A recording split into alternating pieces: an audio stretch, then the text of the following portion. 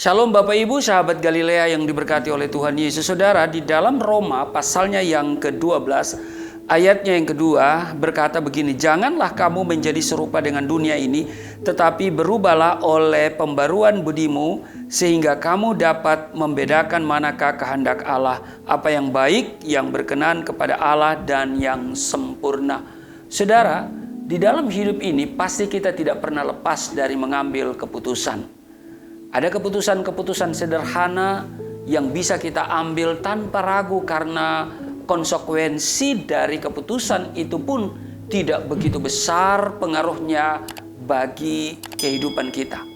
Seperti mau makan apa misalnya, pilih menu apa saja, ke kantor mau pakai baju warna apa, pilih tidur atau nonton televisi, dan lain sebagainya. Namun, ada keputusan-keputusan besar yang harus kita ambil yang mempengaruhi masa depan kita. Misalnya lulus SMA mau kuliah di mana, jurusan apa yang mau diambil, lalu memilih karir apa di antara beberapa pekerjaan, dan lain sebagainya. Memang benar, ada kalanya kita sulit untuk mengambil keputusan di dalam hidup ini.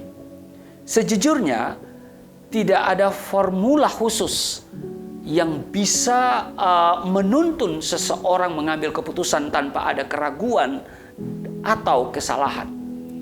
Salah satu hal yang bisa mengatasinya adalah memahami tuntunan Tuhan, yaitu dengan memiliki relasi dengan Tuhan, seperti yang tertulis dalam Roma pasal 12 ayatnya yang ke-12 yang kita baca tadi. Janganlah kamu menjadi serupa dengan dunia ini, tetapi berubahlah oleh pembaruan budimu. Saudara, berubahnya pembaruan budi ini dihasilkan dari relasi dengan Tuhan, yang membuat pikiran kita diasah oleh firman Tuhan, semakin peka pada kehendak Tuhan. Paulus juga mengatakan bahwa dengan berdoa kita mengerti proses bimbingan dari Tuhan.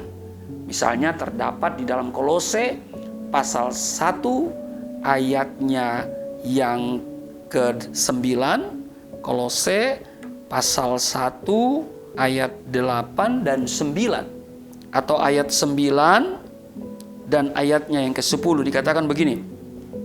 "Sebab itu sejak waktu kami mendengarnya, kami tiada henti-hentinya berdoa untuk kamu. Kami meminta supaya kamu menerima segala hikmat dan pengertian yang benar untuk mengetahui kehendak Tuhan dengan sempurna, sehingga hidupmu layak di hadapannya serta berkenan kepadanya dalam segala hal, dan kamu memberi buah dalam segala pekerjaan yang baik dan bertumbuh dalam pengetahuan yang benar tentang Allah." Ini adalah langkah paling awal yang menjadikan Tuhan sebagai pusat hidup di dalam menentukan setiap langkah hidup kita.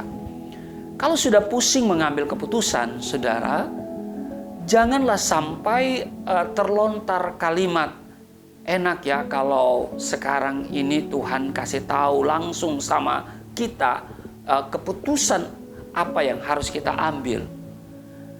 Sebab ini artinya kita tidak memerlukan iman. Sekalipun kita mungkin seringkali tidak yakin 100% dengan keputusan yang kita ambil, percayalah Bapak Ibu, di dalam semuanya itu ada Roh Kudus yang memberikan kita hikmat dalam membimbing kita, dan Dia akan senantiasa menyertai kita. Hanya dekat Tuhan Yesus, kita akan lebih memahami isi hatinya. Amin.